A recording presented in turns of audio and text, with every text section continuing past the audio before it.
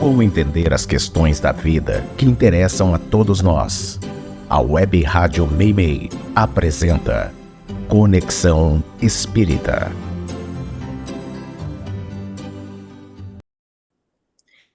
Olá, amigos da Rádio Meimei. Estamos iniciando mais um programa Conexão Espírita. Eu sou Karina Rafaeli, da USE Intermunicipal de Marília. E eu sou Donizete Pinheiro, da USE Regional de Marília.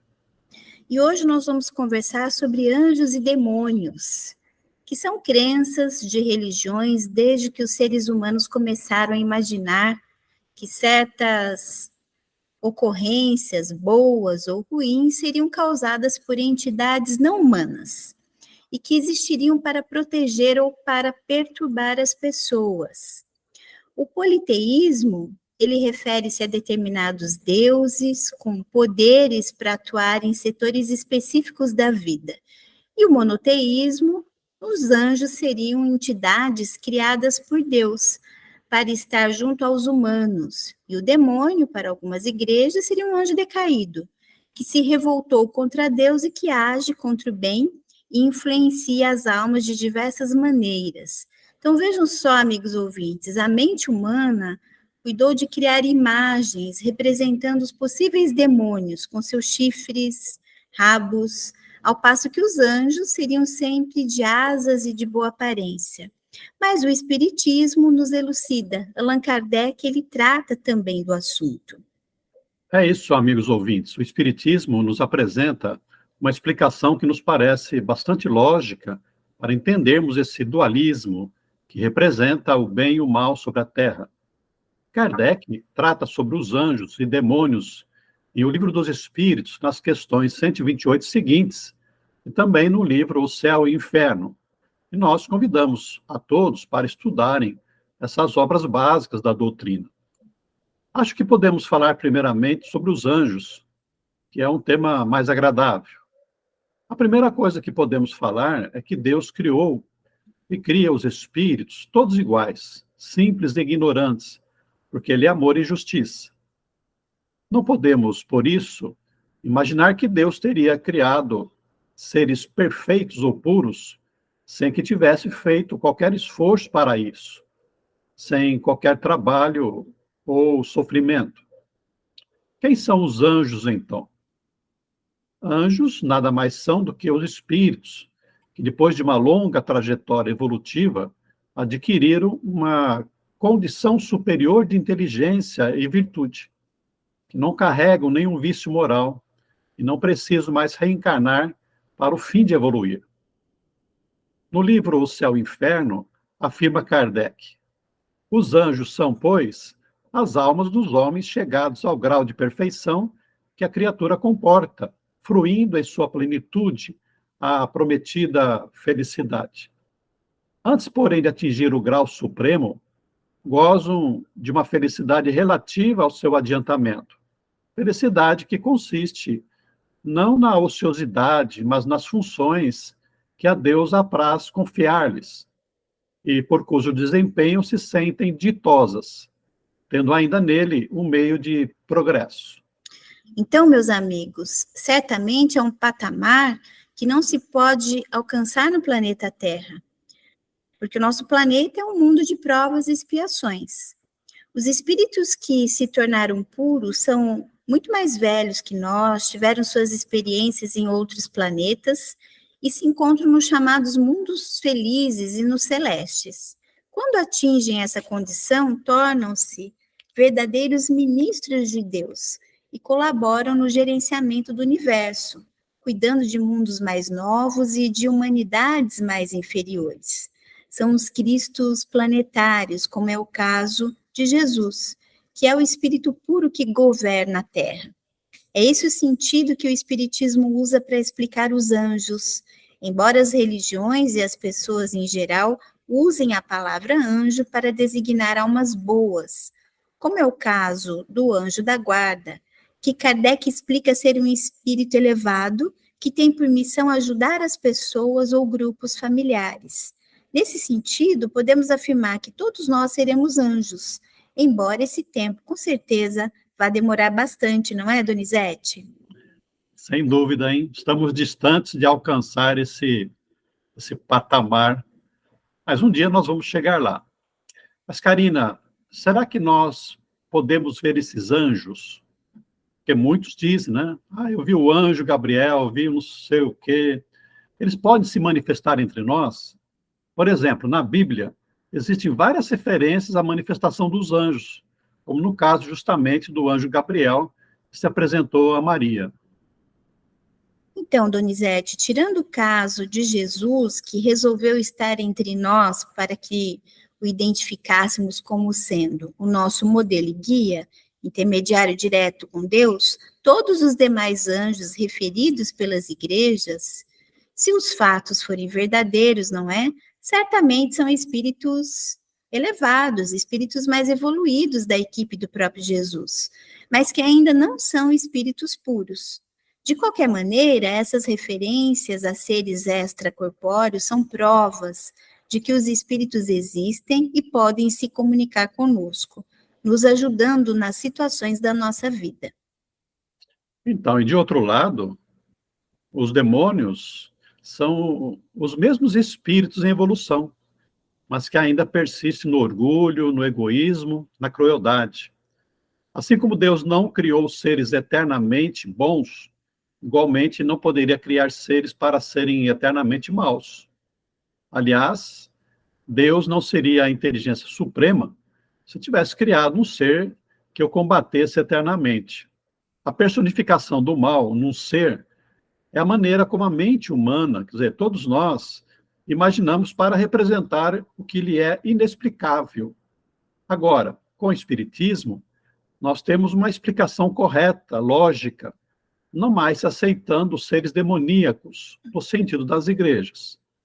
No fundo, a crença em demônios é uma representação do dualismo envolvendo o bem e o mal, a sombra e a luz, umas condições que são próprias da nossa inferioridade espiritual.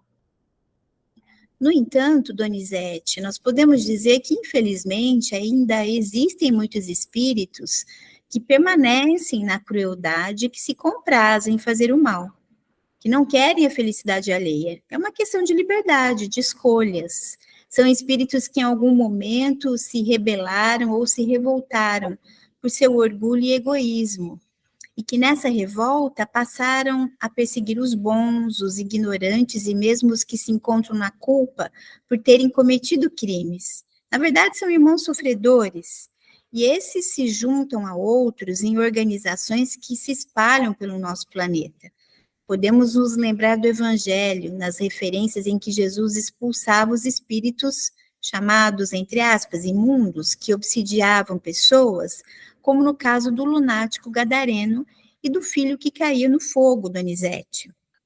E também, Karina e caros ouvintes, nós consideramos que não só os espíritos personificam o demônio, mas podemos dizer que também as pessoas, que somos nós os espíritos aqui encarnados, e que são capazes de tantas atrocidades, crimes com requintes de muita crueldade, espalhando o terror nas nossas cidades, como nós temos visto muito atualmente aqui, mesmo no nosso Brasil, como em outros países em que as quadrilhas, os bandos, as milícias estão aí realmente provocando o sofrimento, o mal e os crimes. Agora, um ponto importante, Donizete, que nós temos que ressaltar aqui para os amigos ouvintes, é que essa crueldade é uma fase do processo evolutivo do espírito, que vai chegar o dia em que ele também se cansará do mal e vai se arrepender, tendo então a oportunidade de se voltar para Deus e se renovar pelo aprendizado e pelo trabalho no bem. Como nós dissemos, ninguém está fadado eternamente para o mal. Mais cedo ou mais tarde, o pior criminoso vai se tornar um homem de bem. Então, nós podemos afirmar, chegará a ser um anjo, um Cristo de Deus, não é assim, Donizete? Muito bem, Karina, concordamos plenamente, é de acordo com a doutrina. Mas o fato é que o mal ainda está presente no nosso mundo, a olhos vistos, né? Mesmo que não concordemos que haja um demônio. Como podemos fazer para não sermos dominados pelo mal? A questão central está toda relacionada com a sintonia. Nós somos influenciados pelos espíritos maus porque, de alguma maneira, estamos sintonizados com eles. Também temos pensamentos infelizes e maus, por exemplo, quando nós ficamos com ódio, desejo de vingança, quando queremos prejudicar outra pessoa. A culpa é outro sentimento que também abaixa a nossa autoestima e nos liga com espíritos inferiores. É a sombra que está no nosso interior e, com isso, damos abertura para as influências negativas. Portanto, a melhor maneira, meus amigos, de nós nos livrarmos da tentação do mal é nos ligarmos a Deus e aos bons espíritos com pensamentos elevados, pela prece, pelo trabalho no bem. Essa influência ruim é muito sutil, começa pelos pensamentos, porque os espíritos são invisíveis. Por isso, como recomendou Jesus, nós precisamos ter muita vigilância sobre nossos pensamentos e atitudes. Além disso, devemos cultivar a oração diariamente para nos conectarmos com Deus. E uma coisa interessante que nós podemos lembrar é que entre a humanidade nós encontramos seitas que adoram os demônios, tendo cultos e imagens que os representem, fazendo pactos até para prejudicar pessoas. Certamente, esses adeptos desses cultos estabelecem ligações muito perigosas com esses espíritos, que cobrarão um preço emocional muito grande pelo vínculo, gerando sofrimento. Mas, Karina, alguém pode estar perguntando aqui, se não existe demônio, também não existe o inferno? Pois é, meus amigos, não como as igrejas imaginam. Ou seja, um lugar onde existe um fogo que não se consome, onde as almas culpadas sofrem eternamente, de onde não podem sair, sendo espetadas por seres demoníacos, né? Isso para sempre. Aí nós estamos diante de uma alegoria para representar um lugar onde se reúnem por afinidades as almas falidas, e que por isso ainda não podem ter acesso a regiões melhores. Não é de fato um lugar agradável, mas sombrio, penoso, onde as almas estagiam pelo tempo necessário ao arrependimento e o despertar de consciência para Deus. Como em qualquer lugar aqui na Terra, os mais cruéis submetem os mais fracos, mas tudo é passageiro. Tudo está sob a vigilância e o controle de Deus, que ama a todos os seus filhos e nos oferece o processo educativo que nos levará à felicidade. Aliás, meus amigos, inferno e céu tem a ver mais mesmo com o nosso estado de consciência, com a nossa intimidade. Muitos estão aqui na Terra desfrutando de conforto e dinheiro, posição social, mas internamente, na mente e no coração, vivem um verdadeiro inferno por causa dos sentimentos acolhidos. Enfim, Donizete, nós podemos concluir trazendo os ensinamentos de Allan Kardec, como podemos encontrar na obra O Céu e o Inferno. Diz o codificador que Deus nos criou a todos para a perfeição e a felicidade. Não nos deu, porém, a perfeição porque quis que a obtivéssemos por nossos próprios esforços, a fim de que também realmente nos pertence esse mérito.